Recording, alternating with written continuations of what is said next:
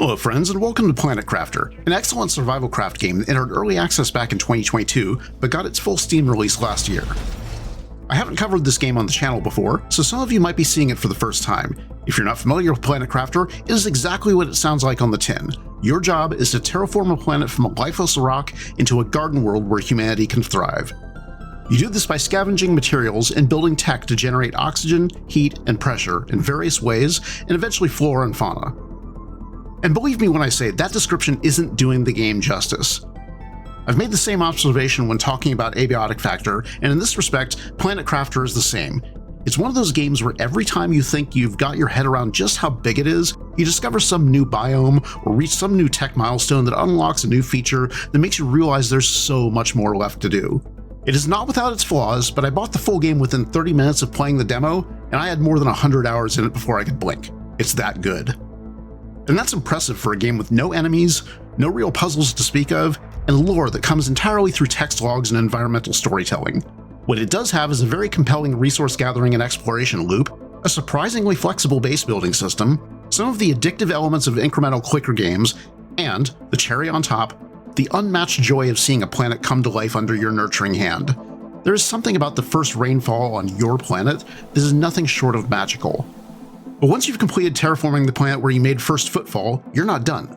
You could do what's necessary to escape the planet altogether and end the game there. You have that choice. But if you're hungry for more, there are several other moons and planetoids in the system where you can travel. An ocean world, a barren moon, and a failed colony that became uninhabitable.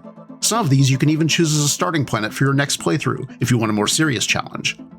And that brings us to the new DLC that's coming soon, Toxicity.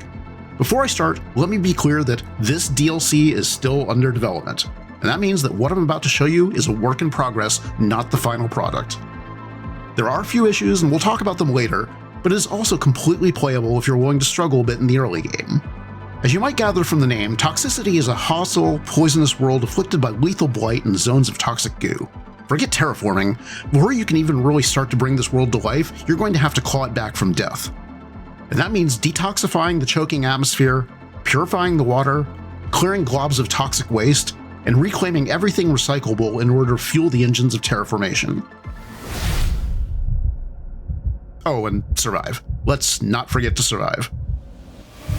Once you leave the default world, Prime, every planet has its own gimmick, so to speak, a twist on the mechanics that forces an experienced planet crafter to adapt all over again. And as soon as you land on the aptly named Toxicity, your quest log in the upper left will immediately smack you upside the head with some of those differences. Your first order of business is to craft a toxin filter that will let you choke a little more slowly, and a machine to process toxic matter into usable materials. You can build a collector for toxic water and feed that to the machine to get purified water. This stuff will only refill part of your thirst meter, but it's also a critical crafting component on its own. You'll be combining it with the other byproducts to craft polymers, purification capsules, and items based on them. But to get any of that stuff in the first place, you're going to have to hold your breath and dive in. The drop pod contains a generous amount of starting supplies, but they won't last long. If you want to survive, you're going to have to scavenge. As soon as you enter a toxic zone, you'll see a new meter appear in the middle of your screen. It's probably best to think of this as either a shield, or better yet, as the condition of the toxin filter in your breather. You can use a purification capsule to clean that filter, so to speak, and refill the meter, or get outside of the toxic area and wait for it to recover. But don't push your luck. This isn't like oxygen or water, where you've got a grace period without consequences before you black out. It almost becomes a minigame for some players to see how far you can push it. As soon as this meter is empty, you'll start taking health damage on the regular. And on this planet, that's actually really bad, because in Planet Crafter, you heal by eating food, and at this point in Toxicity's development, food is kind of hard to sustain. And that's mainly due to a dire shortage of aluminum sources. Now, I'm sure the devs are working on addressing this, but in the meantime, the work-in-progress nature of the DLC means that aluminum can become a serious choke point early on. At the time of this writing, there are a couple of Tier 2 items that you can scavenge for aluminum by deconstructing them, as well as at least 2 golden crates that can be broken down. But the vast majority of the very small amount of aluminum I found came from inside blue crates. And that means making some very tough decisions in the early game. Do you prioritize your backpack upgrade? Mobility? If you're planning for sustainability, you need to be building food growers as soon as possible, and they require aluminum. And for me, that meant holding off on Tier 2 heaters and avoiding Tier 3 vegetubes. Unlocking Tier 3 heaters was a big break, because that meant I could break down the others to make an iridium rod and build a single better heater. I'm sure there are plenty of other solutions out there, and it's not insurmountable. Point is, if you try out the beta, it's worth keeping in mind. But cleansing the world is just one part of Toxicity's twist on the Planet Crafter formula. Just as with any other planet in the game, it's possible to travel to Toxicity using an established character.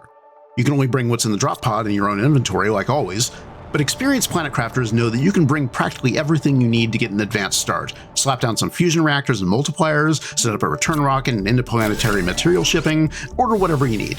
Yeah, no, Toxicity ain't gonna let you off that easy. On Toxicity, your maximum available power is directly linked to the purification level of the planet. At the moment, this is still fairly generous. You have a base allowance of 1000 kilowatt hours, which gradually rises as your purification score does. What it's not going to allow you to do is throw around advanced, power-hungry structures willy-nilly. Sure, you can set up some basic infrastructure, but you won't be doing much else until you clean up after the planet's last inhabitants. And as for them, at the moment there's really not much to find or learn apart from the environmental storytelling of the abandoned facilities themselves. There's actually a fair bit to explore there at the moment, but for the most part it's the same generic leveled loot that you'll find in any loot crate. There are some secrets for those who are really willing to explore the nooks and crannies, but it's still very much a map in development, and not all of the areas have been built yet.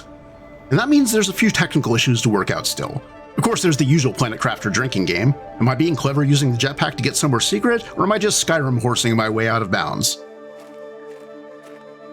But the main issue that I feel needs attention is performance, specifically with the goo clearing animation.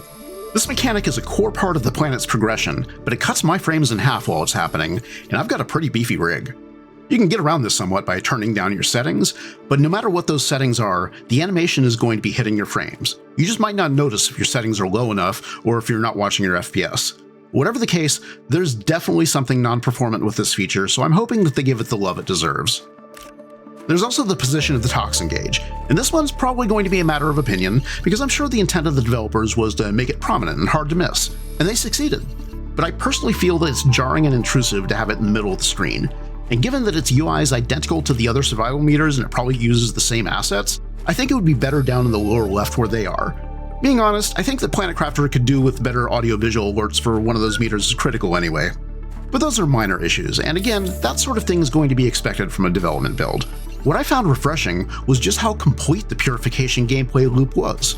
And despite the early aluminum choke point and a few deaths from lack of food, I was able to 100% purify the planet as it exists so far, and get myself to a sustainable point where I can survive indefinitely. And speaking of the aluminum shortage, I think it would be really interesting if, once you cleared a toxic zone, it caused new resources to come to the surface.